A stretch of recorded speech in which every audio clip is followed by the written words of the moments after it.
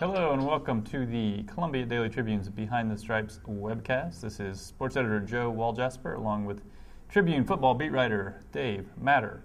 Dave, Missouri goes to Nebraska.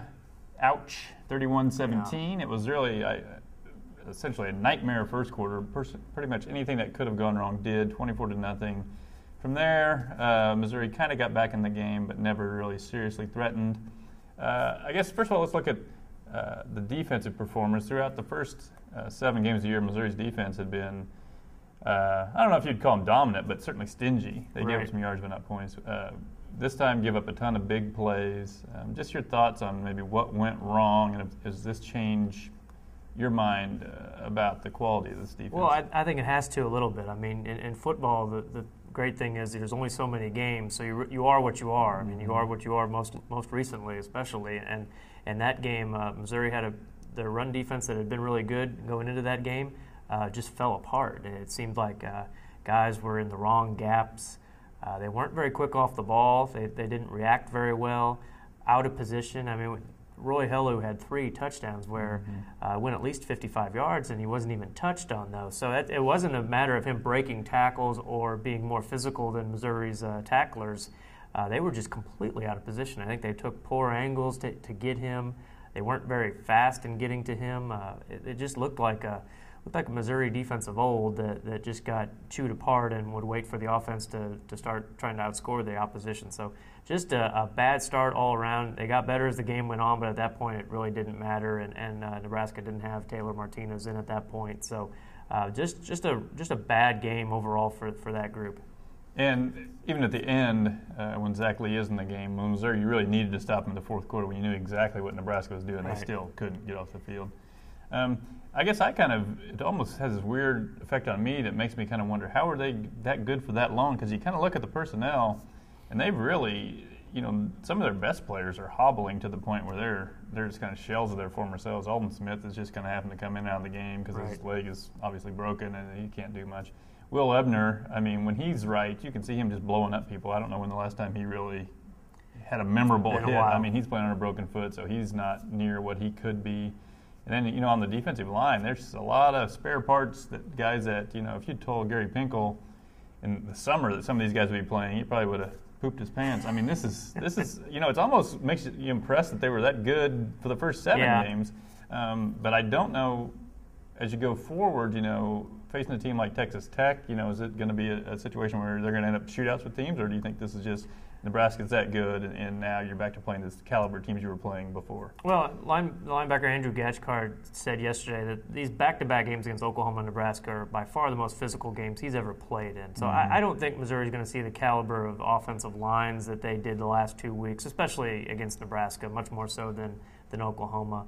I don't think they're going to see the same caliber of just a real potent offense. I mean, Kansas State has a good running back. Iowa State has a good running back, but not like Nebraska has, and like they've shown all year with their great running game. I mean, it's been Martinez most of the year for them, but it was definitely the running back the other day. So I don't think they'll run into an offense quite that explosive. But, they've got to get better. I mean, they can't go into any of these games and not play their assignments like they did the other day, or they're going to get run over again. The other side of the ball, Missouri, I don't really ever recall watching a game where you could just, sitting in the press box, look around the field and just nobody ever seemed to be open. Even the passes they were completing, it was like there were guys right on top of them. And I don't know if that is just a statement about Nebraska, which I do honestly think is the best secondary in the nation, or kind of going back to one thing we thought all along is I think, again, maybe Missouri's receivers had overachieved a little bit early on because going into the year, we weren't sure that these guys were great playmakers. I mean, they've done a good job catching the ball, but I don't know if you got guys who really are able to get a lot of separation from defensive backs. Yeah, and as bad as Blaine Gabbert's numbers looked at the end of the day, it's hard to kind of fault him for anything. It wasn't like he was making poor decisions. He just didn't have many decisions to make. It was either run around for his life or take off running, and he did a good job of that against the man coverage because that was really his only option. And he took a beating. He was a pinata back there and exposed himself on a lot of those runs too, especially down near the goal line. So rough physical day for him, but like you said, he didn't have a lot of options because no one was getting open. I thought he did all right. he does leave the pocket when he doesn't have to, and that's kind of been consistent this year. But other than that, he honestly, I thought he was their only offense. Him scrambling was the best thing they had going for them all day. Yeah, it really was.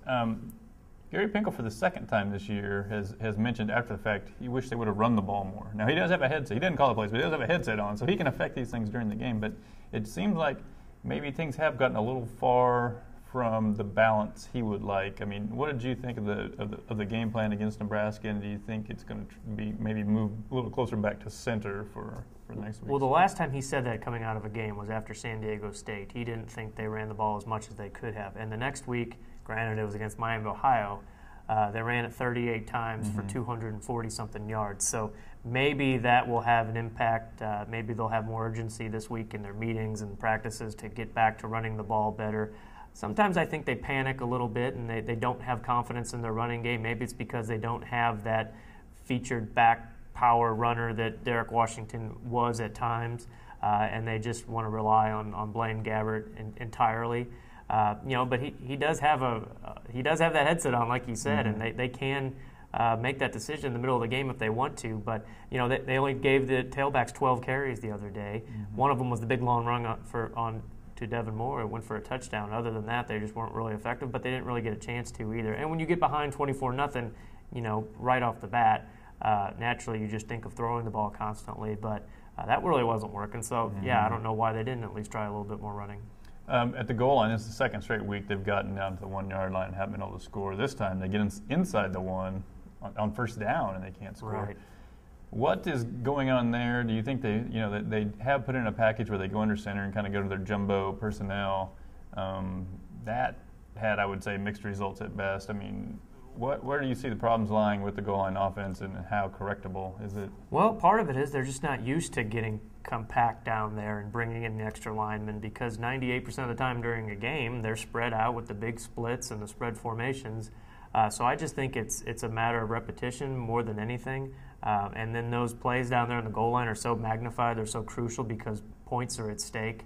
And for whatever reason, they're just not getting it done with the blocking and with the running. It just seemed like they had a chance maybe on some of those, and they just couldn't punch it in. And then they tend to back out of it and go back to the shotgun and just do what they're more used to doing. I talked to Tim Barnes, Missouri center, the other day about it, and he admitted, it's not the style that they're used to doing almost all of the time in practice and in the games. Linemen generally like to block like that. It's one-on-one power drive blocking that Missouri doesn't do. I mean, he said it's fun for the guys to put their hand on the ground because they're not used to doing that. But it's a little unnatural for them, and I think maybe with time they'll get better at it. That was a really good defensive front they were going against in those situations. But not a good statistical run defense. No, it wasn't at all. But I don't know. It's just not something that they're just very good at. I think I would like to see them at least be committed to that.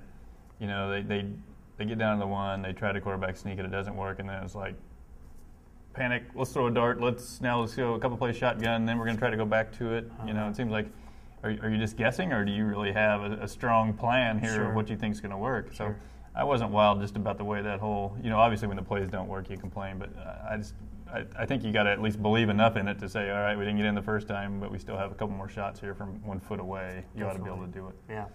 All right, Missouri now, I think maybe because the expectations they set based on how well they did early, it seemed like a sky is falling situation against Nebraska, but they're probably going to be favored to win these next 4 games. Do you think they have what it takes to be a team that goes 11-1? Which I think anyone, I don't remember anybody really volunteering that they were going to be an 11-1 team back in August. No, absolutely they do, and more than anything, they've got the schedule to do it. I mean, anytime you're in the Big 12, if you can be handed a schedule that includes games against a Texas Tech team that's really rebuilding, just trying to get bowl eligible at this point, Iowa State's had some big wins but have been up and down, and then Kansas, which has been the worst team in the Big 12, if not the entire BCS landscape, and then K-State, another team that's kind of up and down. If you can get those 4 games in a row, anybody would take that slate, home or away. So it's really favorable. I think this Texas Tech game is kind of a character test to see if they can get up off the mat and play against a decent opponent, go back on the road, see what they're made of.